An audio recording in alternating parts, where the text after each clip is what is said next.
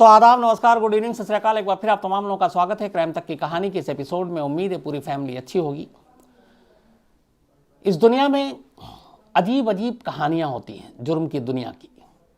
आज की जो कहानी है, दो ऐसी कहानी है जो झकझोर कर रख देगी, और बहुत सारी ऐसी चीज़ें इसमें जो हमें सोचने पे भी मजबूर करती है कि इंसान किसी चीज़ को पाने के लिए क्या क्या हथकंडे अपनाता है, क्या क्या झूठ बोलता है। दो अलग अलग तरह की कहानियां हैं, लेकिन दोनों ही कहानियों का जो निचोड़ है वो एक है, और इसकी ज़मीन है धोखा। एक तो वक्त ऐसा बदला हुआ है कि आजकल कुछ भी मुमकिन है, ये आप हम सब जानते हैं। सोशल मीडिया का दौर है। अब दो लड़कियों को आपस में प्यार हो जाए तो भी कोई हैरानगी की बात नहीं है। दो लड़कों को आपस में प्यार हो जाए तो भी बड़ा लगता है कि अरे ये तो होता रहता, कौन सा पहली बार सुन रहा हूँ। दो कहानी जो है उसका पहला पार्ट आपको पहले सुनाता हूँ। फेसबुक, सोशल मीडिया पे अलग अलग सारे प्लेटफॉर्म हैं, उसके ज़रिए दुनिया सिमट कर रह गई है। एक दूसरे के करीब, एक दूसरे को समझना, बातचीत करना आसान हो गया। बहुत सारे लोग जो तन्हा हैं उनके लिए एक नई दुनिया एक तरह से हो गई है सोशल मीडिया, क्योंकि उनके साथ कोई बातें करने वाला होता है, कोई अपनी राय शेयर करने वाला होता है। तो आजकल जिधर देखिए लोग हाथों में मोबाइल या जो भी है, बस वक्त का पता नहीं चलता अगर आप सोशल मीडिया के साथ जुड़े हुए हैं तो। और दुनिया के कोने कोने में आपके अपने दोस्त बन जाते हैं। ऐसे ही फेसबुक के ज़रिए महाराष्ट्र का एक लड़का, दिल्ली का एक लड़का, दोनों फ्रेंडशिप रिक्वेस्ट एक दूसरे को भेजते हैं, एक्सेप्ट करते हैं, और बातचीत शुरू हो जाती है।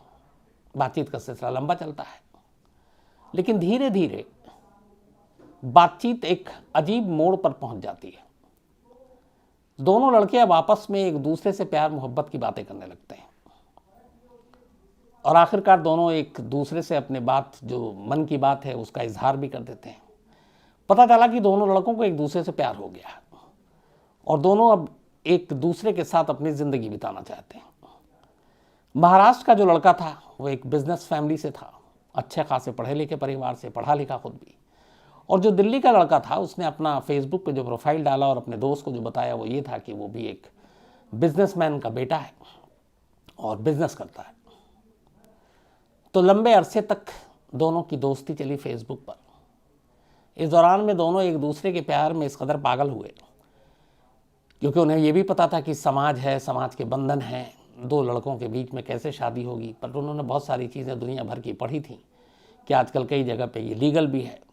बहुत सारे ऐसे केसेस होते हैं, दो लड़कियां आपस में शादी कर सकती हैं, तो लड़के क्यों नहीं कर सकते। सारी बातें एक दूसरे से करते रहे, लेकिन फिर अचानक एक दिन एक मोड़ आता है इस कहानी में। जो महाराष्ट्र का लड़का है वो कहता है चलो एक काम करते हैं, मैं अपना जेंडर बदल देता हूँ, मैं ऑपरेशन कराता हूँ, मैं लड़की बन जाता हूँ। उसका थोड़ा सा लुक और बाकी चीज़ें भी लड़की जैसी ही था। दिल्ली वाले दोस्त को कोई ऑब्जेक्शन होता नहीं, वो कहता ठीक है। इसके बाद मोहब्बत में पागल महाराष्ट्र का वो लड़का ऑपरेशन कराता है, और ऑपरेशन कराने के बाद एक तरह से लड़की बन जाता है। जो भी जैसा भी, मतलब एक अपना लिंग बदल लेता है, और अब वो लड़का एक लड़की बन जाता है, अपना एक नाम भी रख लेता है लड़की का। दिल्ली के दोस्त को ये बात पता थी। अब उसके बाद ऑपरेशन के बाद की वो तस्वीरें हैं, सारी चीज़ें भेजता है। अभी तक दोनों एक दूसरे से मिले नहीं है लाइव, अब तक सिर्फ फेसबुक और वर्चुअल वर्ल्ड में ही दोनों की मुलाकात हो रही है। लेकिन मोहब्बत में अंधे उस लड़के की आप ये देखिए कि वो अपना हुलिया चेंज कर लेता है, लड़का से लड़की बन जाता है, ऑपरेशन कराता है। घर वालों को भी उसकी ये बात बड़ी अजीब लगती है। घर वाले बहुत समझाने की कोशिश करते हैं, लेकिन उसके ऊपर इश्क का बुखार सवार था, तो किसी की मानता नहीं। अब ऑपरेशन के बाद थोड़ा वक्त बीतता है, सब कुछ ठीक हो जाता है। अब लड़का से बन चुका वो लड़की एक बार दिल्ली में अपने उस दोस्त बॉयफ्रेंड से कहती है, या कहता है, जो कहें आप, थोड़ा कन्फ्यूज़न है, कि अब तुमसे मिलना है और शादी करनी है। दिल्ली का भी उसका दोस्त कहता हाँ मुझे भी शादी करनी है और तुमसे मिलना है। मुलाकात की तारीख तय होती है। इसके बाद पिछले हफ्ते, ये लास्ट वीक की ही कहानी है, महाराष्ट्र का वो लड़का जो अब लड़की बन चुका ऑपरेशन कराने के बाद दिल्ली पहुंचती है। दिल्ली में उसका वो दोस्त मिलता है, उस दोस्त ने एक फ्लैट रेंट पे ले रखा था, अपने परिवार से अलग उसी फ्लैट में ले जाकर उसको रखता है। दोनों साथ रहते हैं और दोनों के रिश्ते एक लड़का और लड़की जैसे हो सकते हैं, एक पति पत्नी, वैसे ही कुछ रिश्ते भी बन जाते हैं। शुरू के कुछ दिन बड़े अच्छे गुजरे। एक लंबे अरसे के बाद दो लड़कों की दोस्ती, फिर मोहब्बत, फिर उनमें से एक लड़का लड़की बना, फिर दिल्ली आया, दिल्ली में अपनी जीवन साथी से मिला और अब दोनों साथ रह रहे हैं। अब उसके बाद कुछ दिन बीतता है तो महाराष्ट्र से वो जो लड़का लड़की बन चुका है वो अब कहता है कि चलो अब शादी कर लेते हैं। ये भी कहता है ठीक है, बस एक मोहलत देखते हैं और शादी कर लेते हैं। लेकिन करीब हफ्ता भर साथ गुजारने के बाद एक रोज़ सुबह वो लड़का गायब हो जाता है, दिल्ली वाला जिसने अपने आप को बिजनेसमैन बताया था। अब ये उसका इंतज़ार करती है जो महाराष्ट्र से आई कुछ दिन पहले तक लड़का, लेकिन वो आता नहीं है। 1-2 दिन बीत जाता है, वो उसको कॉल करती है, मोबाइल नहीं उठाता, घर का पता नहीं। अब वो परेशान बुरी तरह से, क्या करे। 2-3 दिन तक तो इंतज़ार करती है, इधर उधर जितने भी और उसके कॉमन फ्रेंड थे उनके ज़रिए पता करती है। फिर महाराष्ट्र में वो अपने दोस्तों से बात करती है या करता है, लेकिन उस लड़के का कोई सुराग नहीं मिलता जिसके लिए एक लड़के ने न सिर्फ अपना रूप बदला, ऑपरेशन करा के लड़की बना, घर वालों से बगावत करके दिल्ली आया, शादी करना चाहता था, और जिसके लिए उसने ये सब कुछ किया वो धोखा देकर उसे अकेला छोड़कर भाग गया। अब वो क्या करे, उसके पास 2 ही रास्ते थे, या तो उसे ढूंढती रहे, दिल्ली में रहे, और या फिर अपने पास घर लौटे, अपने माँ बाप के पास, उसे अपनी गलती का एहसास हो। लेकिन उसने घर लौटना का ख्याल जो है उसके मन में नहीं आया, क्योंकि उसे मालूम था कि पूरा परिवार जो है उसके विरोध के बावजूद उसने क्या क्या कदम उठाए, अपना पूरा रूप ही चेंज कर लिया है। आखिर में जब उसे लगा कि सच में यकीन हो गया कि उस लड़के ने उसके साथ धोखा किया है, तब वो मोहन गार्डन पुलिस स्टेशन पहुंचती है, क्योंकि इसी दिल्ली के मोहन गार्डन इलाके में ही एक फ्लैट किराए पर लेकर उसके साथी ने उसको दिया था। दोनों साथ रह रहे थे और कुछ दिन साथ बिताने के बाद वो भाग गया था। अब मोहन गार्डन पुलिस में जाने के बाद लड़का से लड़की बनी ये लड़की रिपोर्ट ये लिखाती है कि उसके साथ धोखा हुआ है। उसे फेसबुक पे एक लड़के से प्यार हुआ था, जबकि दोनों लड़के थे। प्यार में उसने अपना पूरा हुलिया चेंज कर लिया, लड़का से लड़की बन गई, ऑपरेशन करा लिया, शादी करने का उसने वादा किया, यहाँ आए, शादी के नाम पे उसने धोखा दिया, उसके साथ संबंध बनाए और वो दोनों साथ रहे। और जब शादी की बात आई और करनी थी, अचानक वो भाग गया। तो पुलिस ने भी सारे सेक्शन के तहत संगीन, जैसे 376 और बाकी जो धाराएं, रेप, मोलेस्टेशन, किडनैपिंग, ये भी एक सेक्शन लगाया। तो क्योंकि ये था कि शायद उसने बताया कि मुझे उसी की वजह से आया और उसने एक तरह घर में अकेले बंद करके रखा। तो इन सारी चीज़ों में पुलिस ने अब मुकदमा तो दर्ज कर लिया, एफआईआर लिख ली है और उस लड़के की तलाश शुरू कर दी है। पुलिस में जाने का एक फ़ायदा ये हुआ कि उस लड़के का सच सामने आया, और पहली चीज़ उस लड़के के बारे में जो नाम पता चला, उसके बाद एक चीज़ और पता चली कि वो किसी बिजनेसमैन का बेटा नहीं है, बल्कि दिल्ली के एक शोरूम में एक सेल्समैन है, और उसने अपने दोस्त से झूठ बोला था। तो अब उसका ये सच सामने आया, उसके घर का पता भी मिल गया, लेकिन वो घर पे भी नहीं है। और पुलिस दिल्ली की जो है मोहन गार्डन पुलिस स्टेशन की टीम उस लड़के को ढूंढ रही है, और उनके लिए भी ये अपने आप में एक अनोखा केस है, क्योंकि 2 लड़कों की मोहब्बत की कहानी है, जिसमें एक लड़का मोहब्बत में पड़कर लड़की बन गया, घर बार छोड़कर दिल्ली आ गया। ये पुरानी फिल्मों में देखते थे, लड़का और लड़की के बीच ऐसी चीज़ें होती थी, अब 2 लड़कों के बीच में भी है। और उसके बाद वो एक धोखा दिया और भाग गया। तो अब पुलिस उस लड़के को ज़ोरों शोर से तलाश कर रही है, और मुकदमा जो धाराएं हैं वो संगीन है। तब एक बार वो गिरफ्तार हो, उसके आगे की जो कहानी होगी, जो फॉलोअप होगा, मैं आपको ज़रूर बताऊंगा। ये पहली कहानी थी 2 लड़कों की अजीब मोहब्बत की। ऐसी ही कहानी है, लेकिन इस कहानी में मकसद अलग है, कैरेक्टर भी अलग है। और ये कहानी है नागपुर की, और ये कहानी भी इसी मंडे की है। आज वेडनेसडे है, 2 दिन पुरानी कहानी है। एक लड़की नागपुर में पुलिस स्टेशन में पहुंचती है अचानक, और ये बात मंडे की है, और पुलिस स्टेशन है कलमना पुलिस स्टेशन थाना। दिन के वक्त वो लड़की पहुंचती है पुलिस स्टेशन में, और पुलिस स्टेशन में जाकर रिपोर्ट लिखाती है कि मुझे कुछ लोगों ने किडनैप किया और मेरे साथ गैंग रेप किया। अब पुलिस स्टेशन में एक लड़की आकर ये रिपोर्ट लिखा रही है, और वो भी उसने बताया कि दिन दहाड़े, और एक बस स्टैंड बताया उसने उसके करीब।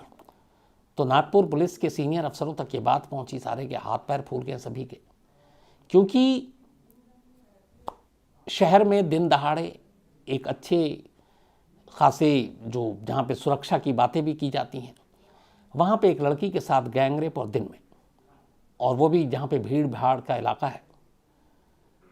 तो उन्हें लगा कि ये मामला बड़ा संगीन है। फ़ौरन आला पुलिस अफसरों ने दखल दिया, और इसके बाद एक टीम बनाई गई, मुकदमा दर्ज किया गया, और कहा गया कि जो रेपिस्ट हैं उनको पकड़ा जाए। जिस लड़की ने ये सारा लोकेशन बताया था, उसके आसपास के सबसे पहले सीसीटीवी फुटेज को खंगालना शुरू किया गया। अच्छा, इस दौरान एफआईआर लिखने के बाद पुलिस ने पहला काम ये किया कि लड़की का मेडिकल कराया। रिपोर्ट का इंतजार हो रहा है, तब तक पुलिस की टीम चारों तरफ लगा दी गई। कहते हैं कि करीब 500 पुलिस वालों की टीम लगा दी गई थी हर इलाके में, कि जो भी जानकारी मिले देखो, कुछ ऐसे लड़के मिले देखो जो संदिग्ध हों, जिनका पास रिकॉर्ड हो। 100 सीसीटीवी फुटेज कैमरे, 1000 के 500 से ज़्यादा पुलिस वाले। अब इन लोगों ने छानबीन शुरू की, और उस पूरे एरिया की, कि जहाँ जहाँ पे कुछ मिलने की उम्मीद है। सीसीटीवी फुटेज से कोई फ़ायदा नहीं हुआ।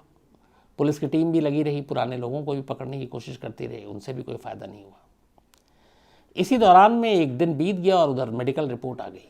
मेडिकल रिपोर्ट में एक अजीब चीज़ आई।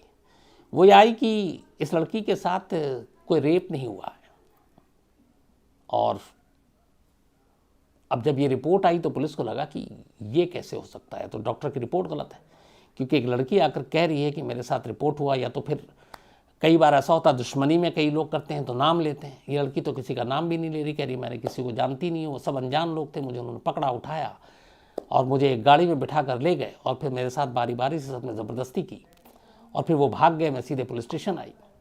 तो पुलिस को लगा मोटिव क्या हो सकता है, जबकि लड़की न किसी से दुश्मनी है, न कुछ है, वो बता भी नहीं रही है। तब पुलिस को पहला कि ये मेडिकल रिपोर्ट में कुछ आया नहीं, तो अब क्या किया जाए। अब पुलिस की टीम ने दूसरे नज़रिए से इस केस को देखना शुरू किया। उन्होंने कहा कि एक काम करो, जहाँ पे इस लड़की ने बताया है उस जगह की सीसीटीवी फुटेज को फिर से खंगालो, और इस लड़की की पूरी कहानी को सुनने के बाद उस सीसीटीवी फुटेज से सारी चीज़ों को, सारी कड़ियों को जोड़ो। अब लड़की ने बताया कि वो अपने घर से आई थी, उसका घर दूर था, और वहाँ से बस स्टैंड पहुँची। बस स्टैंड से उसको किसी दोस्त के पास जाना था, लेकिन उसके दौरान में किस लड़कों ने उसे उठाया और उसके साथ ज़बरदस्ती की। अब जब सारे सीसीटीवी फुटेज खंगाले गए तो लड़की की कुछ बातें एकदम सही निकली। लड़की बस स्टैंड तक आई जहाँ पे उसने बताया था, और जहाँ से बताया कि उसके बाद उसके साथ उठाकर गैंगरेप हुआ। लेकिन कुछ नए सीसीटीवी फुटेज ने कुछ खुलासे किए।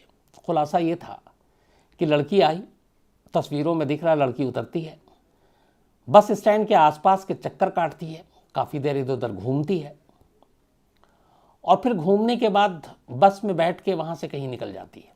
अगला फिर पता चलता है कि वो फिर उतरी किसी और सीसीटीवी कैमरे से।